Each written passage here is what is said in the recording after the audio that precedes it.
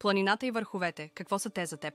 По думите на моя приятел Людмил Янков, редом с планината и звездите, опознавахме истински и себе си, и околните, и живота. Само този, който е прекарал поне един ден, устремен край някой пречистващ планински връх, знае колко е важно да продължиш да летиш високо, дори след завръщането долу в ниското. Да, планината. Там отношенията между човеците се избистрят като планински извор. Кои са най-високите върхове, които си изкачил? Изкачвал съм много трудни върхове. Сред 7000-ниците са връх Ленин, 7134 метра, връх Корженевска, 7105 метра, връх Комунизъм, 7495 метра, връх Нушак, Хиндукуш, 7492 метра, 8000-ниците в Хималаите връх Лхотсе, 8516 метра и връх Еверест, 8848 метра. С какво според теб ще те запомнят поколенията? Аз съм първия български алпинист, изкачил се по западния гребен на връх Еверест без кислород и първия алпинист, който изкачва върха през месец април, когато условията са много тежки. Според теб по-особен човек ли е алпиниста? Той по нищо не се различава от останалите, но партньорът е нещо, с което ти си свързан. Той е в другият край на въжето, той е връзката между твоя и неговия живот.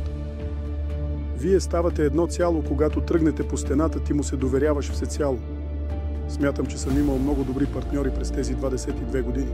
Би ли споделил накратко как се чувства човек при изкачването на 8000-ник? При изкачването на 8000-ника Охот се бих казал нечовешки условия, екстремно изкачване, много силен вятър и много ниска температура.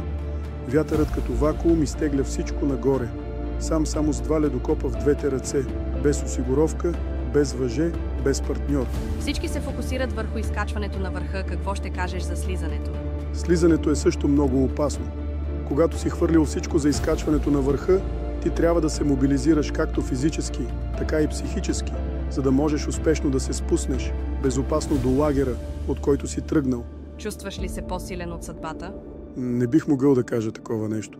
Не смятам, че някой би казал, че е по-силен от съдбата. Съдбата е нещо, което никой не можа да избегне, но човек трябва да се чувства понякога по-силен и от себе си, да се познава и изпитва. Какво би казал на младите хора, които искат да следват твоите стъпки? Мечтайте смело, но бъдете подготвени. Планината не прощава, но и много дава. Научете се на търпение, уважение към природата и към себе си. И никога не се отказвайте от това, което ви кара да се чувствате живи. Има ли мисъл, която ти е давала сили да продължиш напред? Да, винаги съм се водил от максимата. Там, където има воля, има и път. Напред и нагоре.